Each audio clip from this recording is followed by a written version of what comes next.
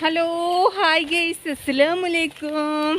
അപ്പം ഞങ്ങളിതാ ഫോട്ടോ എടുക്കാൻ വേണ്ടി പോവുകയാണ് കേട്ടോ. ഓണത്തിനെ എന്തെങ്കിലുമൊക്കെ ഒരു ഓർമ്മയൊക്കെ കിട്ടാൻ വേണ്ടിയിട്ടേ പാടത്തിൻ്റെ അവിടേക്ക് പോവുകയാണ് കേട്ടോ.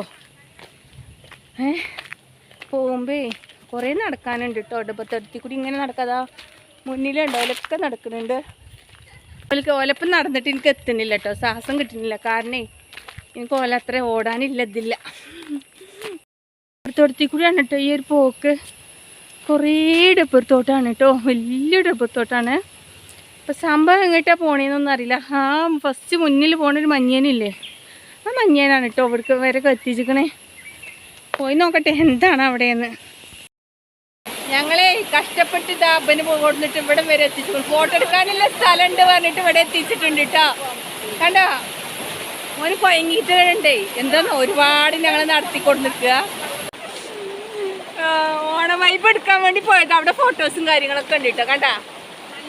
പക്ഷെ ഞാൻ മാത്രം വെള്ളത്തിൽ ഇറങ്ങിയിരുന്നു. സംഭവം എന്താണെന്ന് ചോദിച്ചാൽ ഞാൻ വെള്ളം കണ്ടു കഴിഞ്ഞാൽ നിൽക്കില്ല, അങ്ങനെയാണ് കേട്ടോ.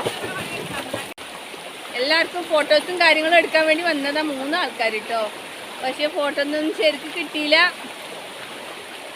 ഇങ്ങനെയൊക്കെ വെള്ളത്തിലൊക്കെ കുളിച്ചു. അപ്പം എല്ലാവർക്കും happy Onam, Onam, happy Onam, happy Onam. ഇവിടെ ഒരാളും കൂടി ഉണ്ട് കേട്ടാ. അതാ വെള്ളം കണ്ടേ. ഇനി അടുത്ത ആഴ്ച ഹാപ്പി ഓണം. എൻ്റെ മോന് തന്നെ പോലെ തന്നെ ഉണ്ട് കേട്ടോ. വെള്ളം കണ്ടതും അങ്ങനെ ചാടി പിടിച്ചിറങ്ങി. അവന് ഫുള്ളായിട്ട് വെള്ളം നനഞ്ഞു, ഞാനും ഫുള്ളായിട്ട് വെള്ളം നനഞ്ഞു. പിന്നെ വേറൊരാളും കൂടി അതാ മുന്നിൽ പോകണില്ല, ഓനും തന്നെ.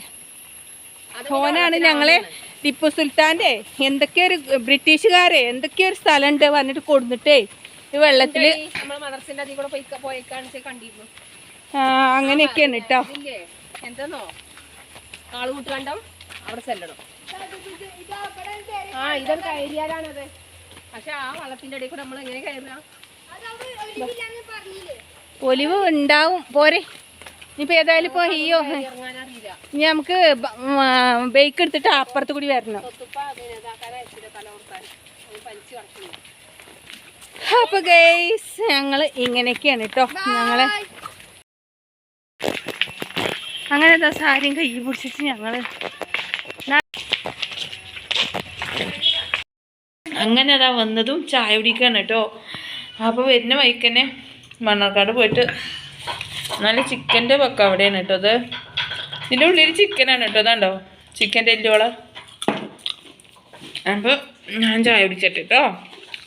അപ്പോൾ എത്രയേ ഉള്ളൂ കേട്ടോ. വീഡിയോസ് എല്ലാവരും സപ്പോർട്ട് ചെയ്യാം. ബൈ.